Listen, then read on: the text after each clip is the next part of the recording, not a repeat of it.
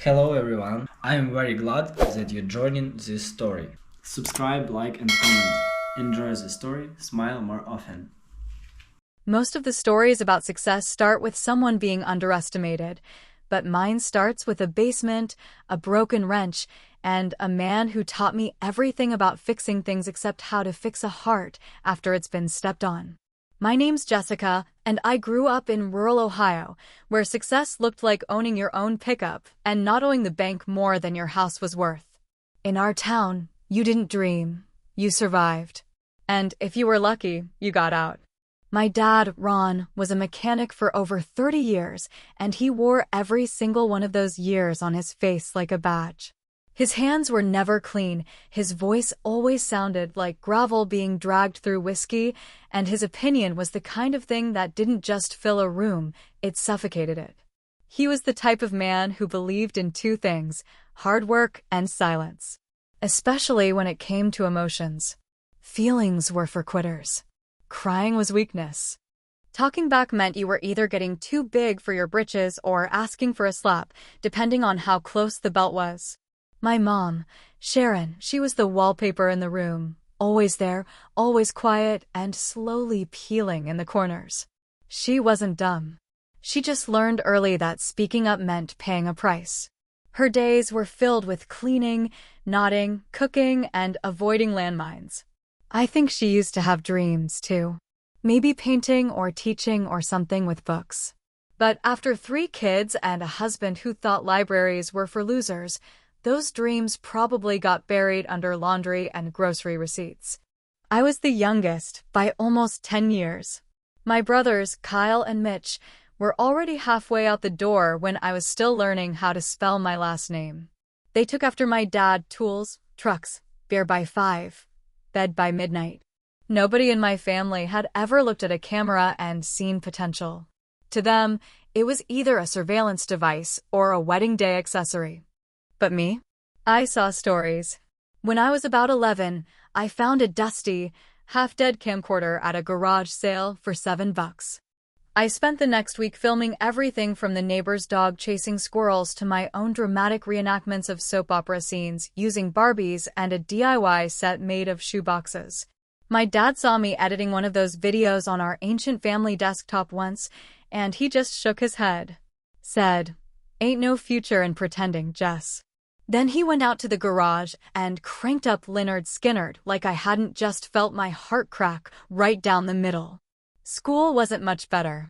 I was the quiet girl, always scribbling in notebooks or reading manuals about lighting techniques and basic editing software. Teachers said I had potential, but that's just a polite way of saying you're smart, but poor. I never told them that most nights I was up till 2 a.m. watching tutorials and sketching out storyboards under a blanket with a flashlight like it was contraband. By 26, I was working at a dental office, answering phones, scheduling cleanings, and smiling until my cheeks ached. It paid the bills barely, but every spare second I had went into my channel. I called it Fix It with Jess, a mix of basic home repair tutorials, storytelling, and slice-of-life stuff. I didn't have a crew or gear. My phone was my camera, and my busted laptop was my editor. I was averaging maybe 300 views per video, but I didn't care. Every view felt like proof I wasn't crazy. Then something happened. I made a video about fixing a leaky kitchen faucet and told a story in it about how my dad used to say, "If you can't fix it with duct tape or a wrench, it ain't worth fixing." The video blew up. Not overnight, but enough to make my subscriber count jump by a couple thousand. Enough to make me think, maybe this wasn't a dead-end fantasy after all. That's when the seed got planted.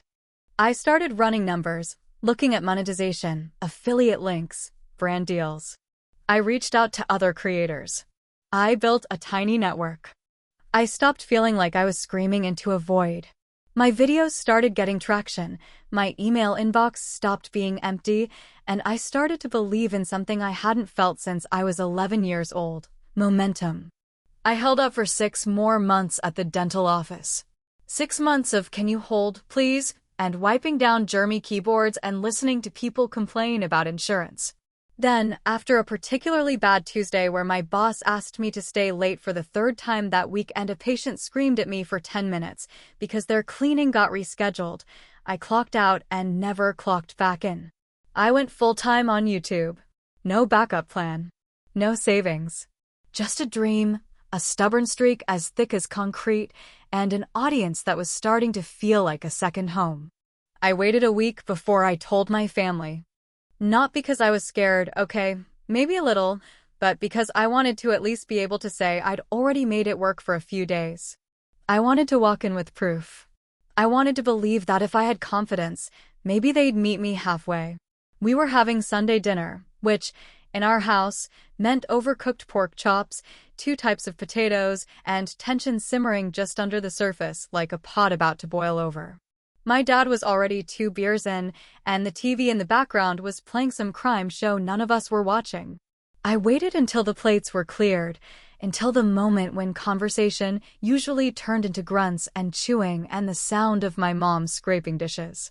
Then I cleared my throat. I quit my job last week. Everyone looked up. My mom paused mid-scrape. Kyle raised an eyebrow. Mitch didn't even pretend to hide his laugh. But my dad?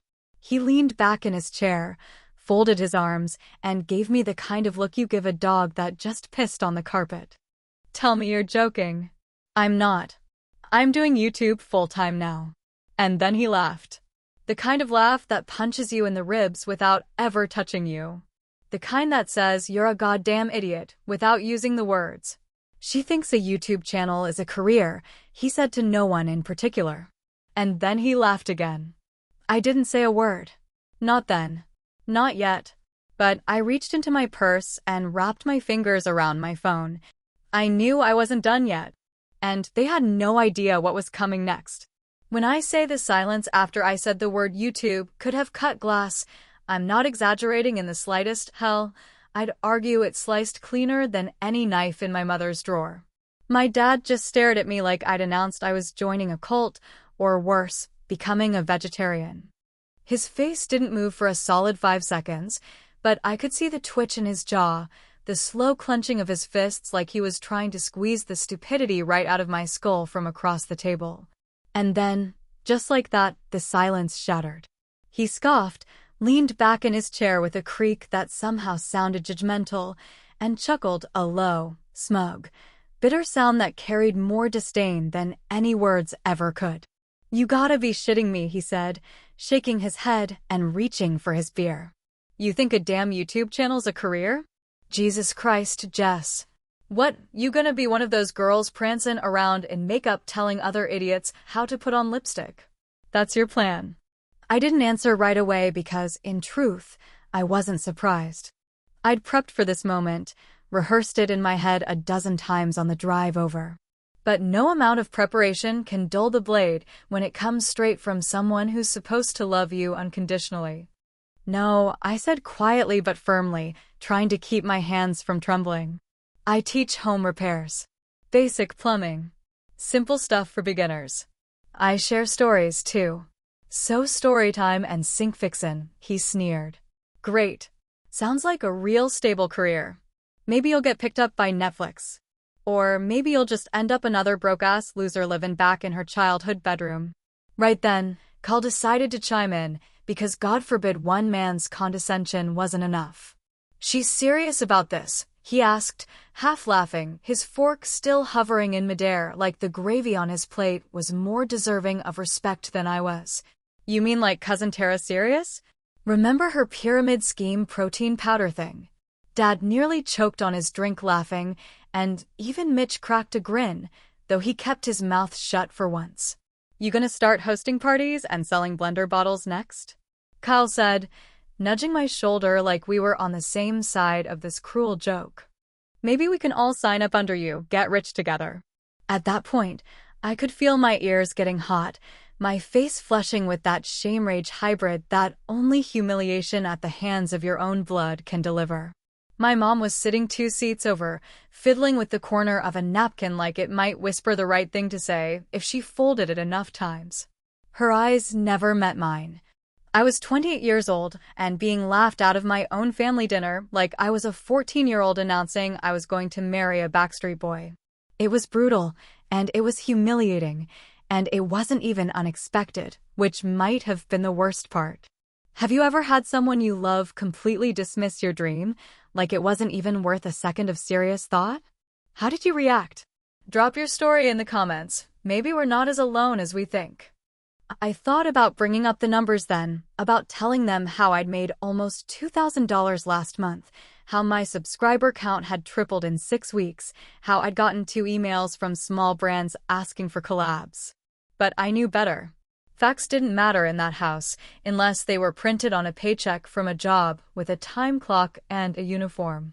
Do you remember, I said, voice cracking just a little, when I bought you that camera for your birthday? Dad didn't answer. He just looked at me like he was trying to figure out what the hell that had to do with anything. I saved up for 3 months, I continued, and I thought maybe we could make videos together. Maybe you could show people how to fix engines or change brake pads. You had so much knowledge and I wanted to help you share it. He snorted. That thing was a piece of crap. I sold it to Kenny down the road. He got more use out of it than I ever would have. That was it.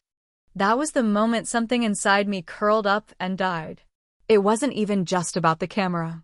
It was what it represented, an invitation, an olive branch, a chance to create something together. And he tossed it out like trash, just like he was trying to do with me now. I stood up. The chair scraped loudly against the tile, the sound slicing through their laughter like a gunshot. Nobody stopped me. Not Dad. Not Kyle. Not even Mom, who just kept her eyes on that napkin like maybe if she stared long enough it'd turn into a time machine and take her anywhere but there. I'm not asking for your approval, I said, my voice somehow steadier than I expected. But I was hoping, just once, for a little bit of support. A little respect. Even a goddamn ounce of curiosity. Don't swear at the table, Dad barked, as if that was the real sin of the night. I didn't reply. I didn't cry, either. I just walked out, keys in hand, dignity dragging behind me like a half-dead dog that refused to die. That night was the last time I had dinner with my family for over a year. I didn't call. I didn't text. I didn't send holiday cards or check in when the Browns made the playoffs. I poured all that hurt, all that rage, into my videos. And my channel grew faster than I could have imagined. But what they didn't know, and what I didn't understand until much later, was that success wasn't filling the hole they left. It was just painting over it, layer by layer, hoping the cracks didn't show. I thought walking out that night would be the worst part. But the worst part was what came later, when I realized how badly I still wanted to hear them say they were proud. There's something strangely religious about sitting alone at 2 in the morning, the only light in the room coming from your laptop screen while your fingers cramp over a mouse and keyboard, slicing up a video frame by frame like you're performing surgery on your own past. That was my life for the better part of a year after I walked out of that dinner, me, the glowing screen, and the sound of my own voice echoing through headphones as I edited every pause, every breath, every word, trying to make something out of nothing but pixels and pain. I threw myself into the channel like it was my last chance at oxygen, and maybe it was, in a way. I filmed videos in the dark, whispering into my phone while my upstairs neighbors stomped around like drunk elephants. I watched tutorials on lighting and scripting and thumbnails like my life depended on it, because some days it genuinely felt like it did. I learned how to game the algorithm, not in a scammy, clickbait way, but like I was trying to solve a living puzzle that didn't want to be solved. Every time I uploaded, it felt like rolling a dice with my sanity riding on the outcome. Then one day, without warning, one of them hit. It wasn't even the video I thought would do it. I had filmed myself fixing a leaky kitchen sink, basic stuff, nothing special, but I added a voiceover where I told a story about how my dad once taught me how to replace a faucet when I was 12. I described how he tossed me the wrench like it was a torch in some blue-collar Olympic ceremony, and how he said, if you can fix a leak, you'll never need a man. The irony of it all nearly choked me as I recorded it, but I kept going. And for some reason, that video caught fire. Comments started pouring in, like spiked, Shares spread like wildfire on forums and mom groups and DIY corners of the internet I didn't even know existed. I went from a couple hundred subscribers to over 10,000 in less than a month, and that number just kept climbing. I got emails from strangers saying I'd inspired them, from single moms who didn't know how to fix a damn thing until they watched me do it with my chipped nails and shaky camera angles. I got offers from small brands, people who wanted to sponsor my content, collaborate, promote tools. I had my first real check from AdSense sitting in my bank account, and for the first time in a long time, I didn't feel like a joke. But the people I wanted to see it most didn't. I sent the link to my mom. No reply. I texted Kyle and Mitch, just a quick message saying, "Thought you might find this one funny." Nothing. Not even the courtesy of a thumbs-up reaction. I sent my mom a birthday gift, handmade pottery from a local artist I found through the channel, something delicate and beautiful and completely unlike anything she owned, and I never heard a word back. No text, no thank you card. Not even a post on Facebook, which for her was the equivalent of a public declaration. And every time I uploaded a new video, every time the views ticked up or I hit a new milestone, that silence echoed louder. It's a strange thing, realizing that you can have thousands of people cheering you on from behind their screens and still feel like the loneliest person in the goddamn world. My comment section became my family. Strangers were telling me they were proud. Meanwhile, my real family acted like I didn't exist. Eventually, I started therapy. Not because I thought I needed help, exactly, but because the weight of all that silence was starting to crush me. The therapist was younger than I expected, maybe early 30s, kind eyes behind big glasses. She asked me why I started the channel, and I told her the truth. Not the surface-level truth, not the "I wanted to teach people how to be handy" truth. The real one. I think I said slowly, "I just wanted him to see me." She nodded like she'd heard that 100 times before, and maybe she had. We talked about validation, about the way we keep chasing approval from the people who are least equipped to give it. She asked me what I thought success would look like if I stopped needing my dad's permission to feel proud. I didn't have an answer. Not then. Because the truth was, I wasn't building this channel for the money, or the audience, or even the freedom. I was still building it for him. Every perfectly cut frame, every joke I snuck into a voiceover, every thumbnail where I smiled like I wasn't falling apart, that was all for him. And maybe a little for Mom, too, in the off chance she was watching quietly from some burner account she didn't tell Dad about. But that was the thing about silence. It didn't leave clues. It didn't let you know if you were being punished or just forgotten. One night, after filming a collaboration with another creator from California, I sat in my editing chair staring at the footage, and I realized I couldn't remember the last time I felt joy doing this. Pride, sure. Control, definitely. But joy? That light, fizzy feeling that used to bubble up when I had a new idea? Gone. Burned out somewhere between like, comment and subscribe and my third hour trying to remove a background noise I didn't notice until post-production. That's when the phone rang. And I don't mean the buzz of an email or a DM or some spam call from a fake IRS number. I mean a real phone call from a name I hadn't seen on my screen in over 7 months. Dad. I stared at it, thumb hovering over the green button like it was radioactive. I didn't answer right away. My heart was thumping like a drumbeat in my chest, faster and faster, a sound I hadn't heard since the day I walked out of that dinner table hellscape. I told myself maybe, just maybe, this was the moment. Maybe he was finally calling to say he'd seen the videos. Maybe he was proud. But I should have known better. Because that call? It wasn't an apology. Not even close. The invitation to my cousin's wedding came in a plain white envelope with a shiny gold sticker on the flap, like it was trying to convince itself it was something fancier than it was, just like most of the people who'd be attending. I almost didn't go. In fact, I let it sit unopened on my desk for 2 full weeks before I even acknowledged it, and even then, it took another 3 days to convince myself that maybe, just maybe, I could show up without losing what was left of my dignity. I hadn't seen my family since the night I walked out of that dinner table war zone, and in the 11 months since, not a single one of them had reached out, not for birthdays, not for holidays, not even after my video hit 1 million views. But curiosity has a way of worming its way in, and some small, foolish part of me hoped things might be different now. I'd made it, at least by some definition. I had over 70,000 subscribers, an actual manager, regular checks from 3 brand sponsors, and I'd cleared 11 grand last month alone. Not bad for a girl with a cracked iPhone and a wrench. The wedding was being held at some rented barn 30 miles outside of town, the kind of rustic venue people paid too much for so they could pretend they weren't just eating buffet food in a glorified shed. I showed up in a simple navy dress, hair curled, makeup light, clutch in hand, and confidence taped together just well enough to get me through the door. My cousin Ashley looked beautiful, radiant in the way brides tend to be when they're 2 glasses of champagne into the happiest day of their lives.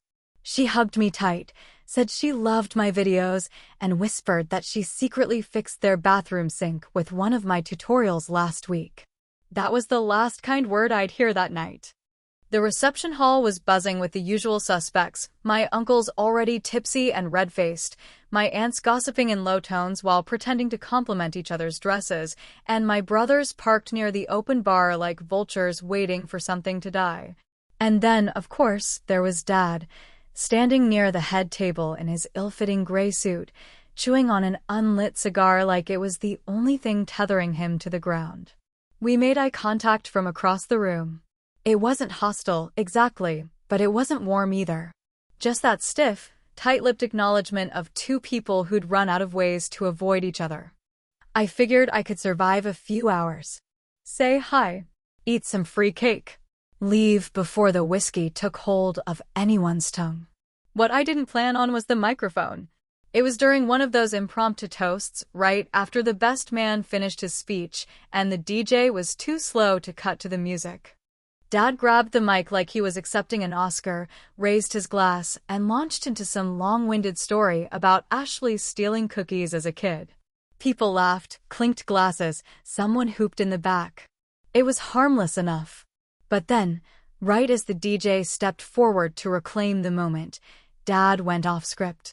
"And let's all raise a glass to Jessica," he said, his voice too loud, too smug.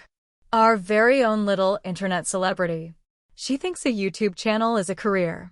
The words hit the room like a slap. And then the laughter came. Not the polite kind. Not the supportive kind. The kind that digs under your skin and settles in your bones. The kind that makes you wish you could crawl out of your own body and evaporate into the floor.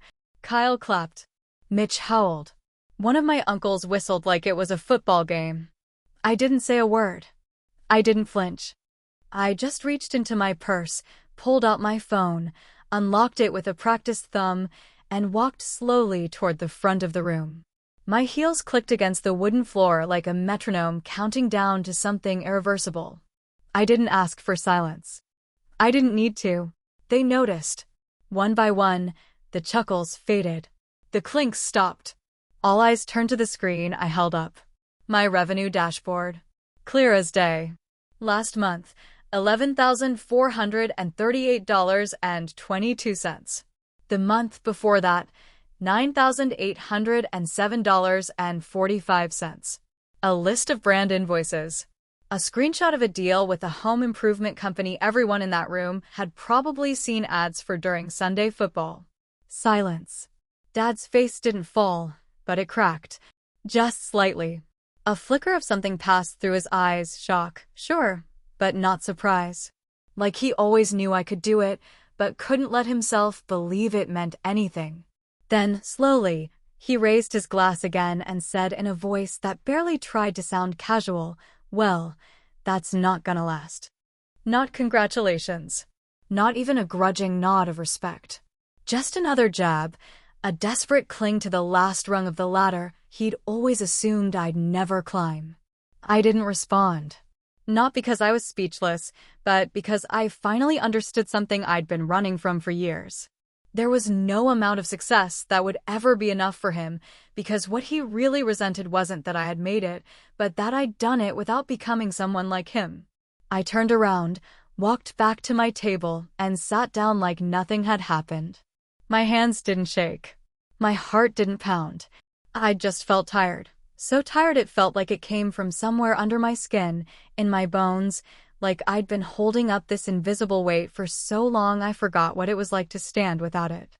Later that night, someone I didn't know, a cousin's girlfriend or maybe a friend of the groom, found me on the patio while I stared up at the string lights, trying not to cry.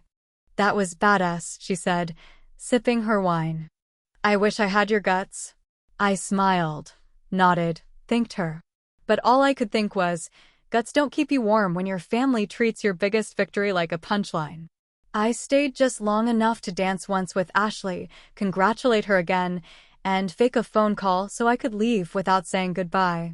I drove home in silence, windows down, cold wind in my face like it could scrub the memory out of my skin. But the next morning, when I went outside to grab coffee and clear my head, I found something unexpected waiting for me on my windshield. A plain manila envelope. No note. No name. Just sitting there like a warning. And what was inside? That's when things really started to get ugly. The sky was still gray with morning when I stepped out of my apartment building, bleary-eyed and raw from the night before, my head pounding with the weight of everything I hadn't said at the wedding, and the air had that sharp, early autumn bite that reminds you summer's gone whether you're ready or not. I was walking toward my car with the hope that caffeine might burn the bitterness out of my chest, or at least mute it long enough for me to get some editing done, when I saw it. There, tucked under the wiper blade of my driver's side window like a parking ticket sent by someone who hated me more personally, was a large manila envelope, no address, no return name, not even sealed. Just flapping slightly in the breeze like it was trying to warn me not to look inside. But of course I did. And when I pulled it open, standing there in my hoodie and slippers on the cracked sidewalk outside my apartment complex, I felt something shift in my stomach, like gravity itself had gotten heavier. Inside were 5 neatly printed pages, job listings. Local. Nearby. All of them underlined in red pen, bolded titles circled like opportunities one was too stupid or too stubborn to recognize. Receptionist at a car dealership. Inventory clerk at a supply warehouse. Mechanic assistant. Retail associate. Customer service rep for a plumbing company I recognized from a jingle that played constantly on the radio. Taped to the top of the first page was a sticky note in handwriting I knew like the back of my own hand, all sharp lines and impatient angles. 5 words. "This YouTube thing isn't a life." No signature. No love, Dad. No anything. Just a message delivered like a punch through paper. I stood there for a full minute, letting the wind bite at my face while I stared at that note, trying to decide whether I should scream or laugh or crumple the whole thing and toss it in the nearest trash can. But I didn't do any of those things. I got in the car, shut the door, and sat with the envelope on my lap, the weight of it more crushing than any box I'd ever carried. It wasn't the listings themselves that broke something open in me. It was the audacity of it, the sheer refusal to see me. After everything, after showing him the numbers, after standing in front of that entire room and pulling back the curtain on what I'd built with nothing but grit and Wi-Fi, he still thought I was playing pretend. Still thought my work wasn't real because it didn't come with a time card and a uniform and the smell of gasoline under my nails. I didn't cry right away.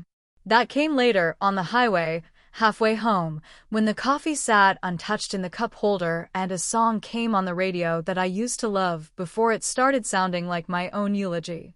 I pulled over on the shoulder just past the exit to my old high school and let the tears come hot and fast, not from sadness, but from rage, pure, unfiltered rage at being dismissed again. At being handed a list of what he thought I should settle for when I'd already built something he couldn't understand. And that rage brought with it a memory I hadn't touched in years. I was 16, wearing a scratchy thrift store dress, and standing on the stage at the community center downtown, holding a certificate and a $50 gift card to a bookstore I loved. I just won first place in the county's youth poetry contest, and my English teacher had hugged me so hard I thought my ribs might crack. I came home glowing, practically levitating, and handed Dad the printout of my poem, expecting, just once, a smile or at least a good job. He read it silently, then folded it in half and said, "Nobody makes money with feelings." I remember thinking, even then, that he wasn't wrong, but maybe he wasn't right either. And now, all these years later, I was making money with my feelings, with my voice, with my truth. And still, he couldn't see it. Or wouldn't. When I got home, I didn't unpack the groceries. I didn't answer emails. I went straight to my desk, turned on the camera, and hit record. I didn't script it. I didn't fix my hair. I didn't put on the warm, upbeat face I usually wore for the channel. I just stared into the lens and told the story. About the note, about the job listings, about the poetry contest, about the people who love you with conditions and the damage they do when they forget that love is supposed to lift, not cut. I didn't name him. I didn't have to. I called the video when they don't believe in you, even when you've made it, and I uploaded it without a thumbnail, without SEO, without a single thought about the algorithm. And somehow, that made it more honest than anything I'd ever posted. By the next morning, it had over 200,000 views. By the end of the week, it was closing in on 1 million. People from all over the world flooded the comments, sharing their own stories, thanking me for mine, telling me they saw themselves in every word. I cried reading them, not the angry tears from the highway, but something softer, more complicated. A kind of grief wrapped in relief, the realization that even if my family couldn't see me, others could. But still, even as the praise rolled in and the numbers climbed higher, there was an ache under it all. Because no matter how many strangers told me I was enough, there was one voice I still couldn't shut out. And I didn't know yet that the next time I'd hear it would come from a place I never expected. Not with regret, but with something far colder. The thing they don't tell you about going viral is that it doesn't feel like success. It feels like exposure, like your skin is peeled back and your nerves are wired directly into a machine that runs 24 hours a day, never sleeps, never pauses, just spits out opinions and emojis and unsolicited advice like it's all supposed to fill the cracks inside you. But when the video, started gaining traction, when the numbers began spinning like slot machines in my analytics dashboard, I couldn't stop myself from checking it every 15 minutes, maybe less. Like I was looking for proof that I hadn't imagined the whole thing. The comments started slowly, a trickle at first, strangers saying, "God, I needed this," or "I swear you just told my story." Then it turned into a flood, thousands of people, some with real names, some hiding behind usernames, all of them unloading their own versions of my pain. Fathers who never said, "I love you." Mothers who measured love in meals cooked, not words spoken. Entire childhoods spent chasing approval that never came. People told me they sobbed watching it. They told me they showed it to their spouses, their siblings, their therapists. A woman in Toronto said she'd emailed it to her dad with no subject line and just the word "listen." I don't know what happened after that, but I hope he did. And I read every single comment, every paragraph of pain and gratitude and confession, until the lines between their stories and mine started to blur. I started doing live streams just to talk to people. I would go live with no script, no tutorial, no plan, just a face, a voice, a community. I talked about what it felt like to be dismissed by people who were supposed to love you. I talked about working in an office with a boss who couldn't remember my name. I talked about feeling invisible, then too visible, then stuck somewhere in the middle. The channel exploded. My subscriber count doubled, then tripled. Brand deals rolled in like they were late to the party. I got offers from podcast producers, book agents, even a local radio station that wanted me to guest host a segment on Inspiring Ohio Stories. I smiled during interviews, posed for thumbnails, wore neutral colors, and brightened my background because someone on Reddit said my vibe was too moody. But inside, I was rotting.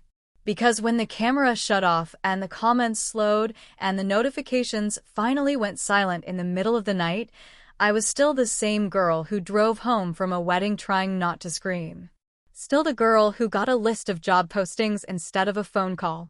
Still the girl who would have traded every subscriber for one moment of real validation that didn't come wrapped in sarcasm or silence. That's when I met Derek. He was a fellow creator, different genre entirely, comedy mostly, with a little bit of woodworking thrown in, which somehow worked better than it should have. I stumbled across his videos during one of those insomnia-fueled doom scrolls where you're not even watching anymore, just clicking to fill the silence. But something about him stuck. His laugh was loud and real. His edits were messy but charming. He made fun of himself in a way that wasn't self-loathing, just honest. I left a comment on one of his videos. He replied.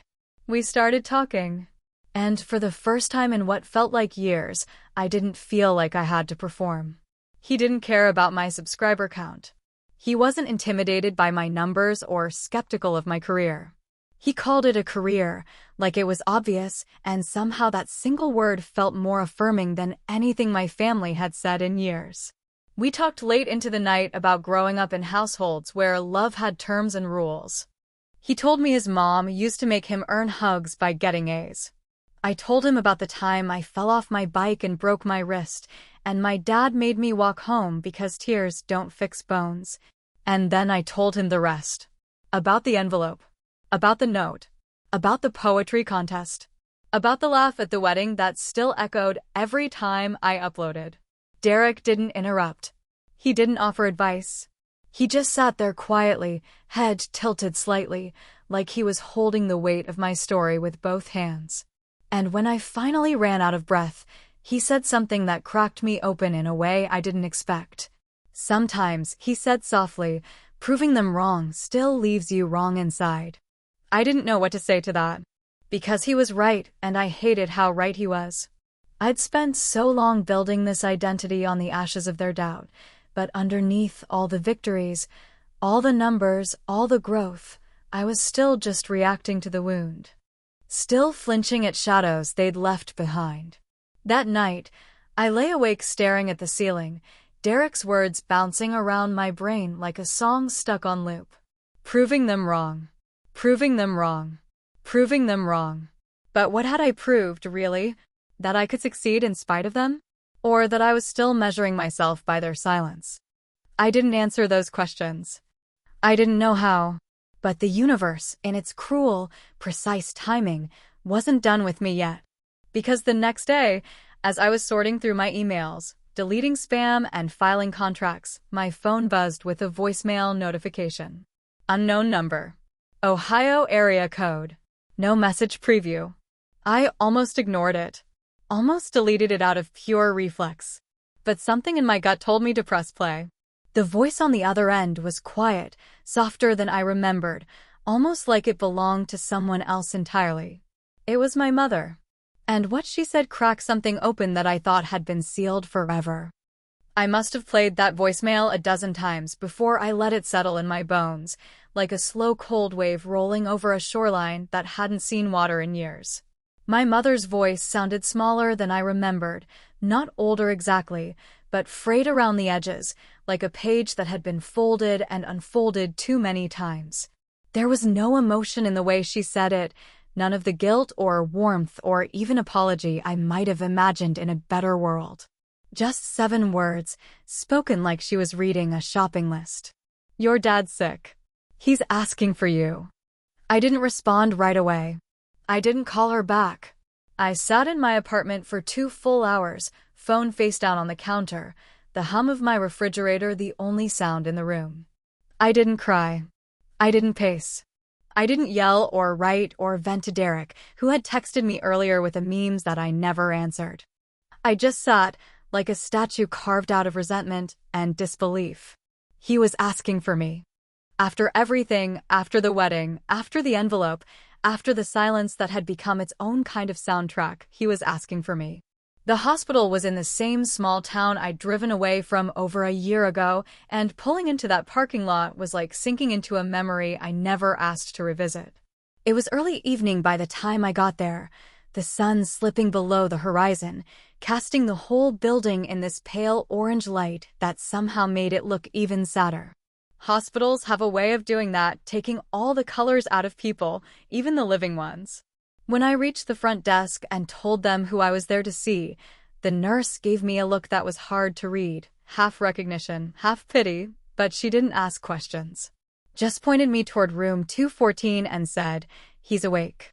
Been asking for his daughter." The walk down that hallway felt longer than the drive. My palms were sweating. My throat felt tight. And for one brief second, just outside the door, I considered turning around and leaving. Not out of spite, not even out of fear, but because I didn't know what version of myself was supposed to walk into that room. But I opened the door anyway. He looked smaller than I remembered. Not frail exactly, but less solid. His shoulders didn't stretch the gown the way they might have once filled a flannel. The tubes and wires didn't make him seem weak, but human, in a way I wasn't used to seeing. This was a man who had once carried a full engine block like it was a bag of groceries, and now he was asking for help to shift in bed. He didn't smile when he saw me, didn't reach out, just looked at me like I'd never left, like the last year had been erased and rewritten in silence. "You came," he said, like it was a surprise, which maybe it was. I nodded but didn't speak. I took the seat next to the bed, my bag on my lap, hands clasped together like I was holding a prayer I didn't believe in. He talked first. Small things at first, about his heart, about the medication, about the fact that the doctor told him to cut back on red meat like that was a personal insult. I listened. Didn't interrupt. Let the words fill the room even though they didn't fill the space between us. Then, after a pause that stretched too long, he said something that landed like gravel in my chest. "I didn't think a screen could be a home," he said, his eyes fixed somewhere past my shoulder. "But maybe you built one. Maybe that's what you did." It wasn't an apology. Not really. But it was something. A crack in the wall. A concession, however small, that I hadn't just been wasting time. And for a second, I almost believed we were reaching something close to understanding. Then he reached over to the nightstand with a grunt and pulled something out from the drawer. It was wrapped in a rag, old denim, probably cut from one of his shop shirts. When he unwrapped it and handed it to me, I knew what it was before I even saw it. The wrench. The same rusted, heavy, oil-stained wrench he gave me when I was 12. The one I used in my first viral video. The one that, in a strange way, started everything. I hadn't seen it in years, assumed he'd tossed it or lost it, or maybe just buried it under 30 years of tools and pride. But here it was, sitting in my lap, rough and cold and oddly sentimental. "I thought maybe you'd want that back," he said. "You were the last one to use it for something that mattered. It should have meant something. It should have felt like closure, or peace, or some small, healing gesture. But instead, it just stung. Because in giving it back, he was reminding me of everything he'd taken before, every bit of belief, every flicker of pride, every damn second I spent trying to earn something he was never going to give." I didn't cry. Not then. I just nodded, stood, and said I'd come back tomorrow, even though I didn't know if I meant it. He said okay, like it didn't matter either way. I walked out of that hospital with the wrench wrapped tight in my bag, heart pounding like I'd just run uphill for miles. When I got home, I set it on the table and stared at it like it was a message I couldn't quite decode. Then I noticed something strange. The handle was heavier than it should have been. Off balance. Like there was more to it than rust and old metal. That's when I saw the seam. Barely noticeable unless you were looking for it. I reached for a screwdriver, hands shaking, breath caught somewhere between panic and curiosity. Because whatever was hidden inside that wrench, it wasn't just metal. It was something I was never meant to find. And it changed everything. The wrench sat on my kitchen table for hours after I got home from the hospital, its chipped metal surface catching the light in this dull, flickering way, like it was trying to wink at me, like it knew it still had something left to say. I couldn't bring myself to touch it again for the longest time, just sat across from it, arms folded, heart tight, wondering if this was his way of tying the loose end. Or if it was just one more unfinished sentence in a lifetime of half-written chapters between us. It wasn't until past midnight, when the quiet got too loud and sleep became laughably out of reach, that I finally reached for a screwdriver and gently wedged it into the seam I'd noticed earlier. It was subtle, almost invisible, hidden so cleanly you'd never think to check unless you knew what you were looking for. My hands trembled as I twisted, not because I expected anything specific, but because a part of me already knew deep down, past all the logic and spite and years of buried hurt, I knew that wrench wasn't just a wrench anymore.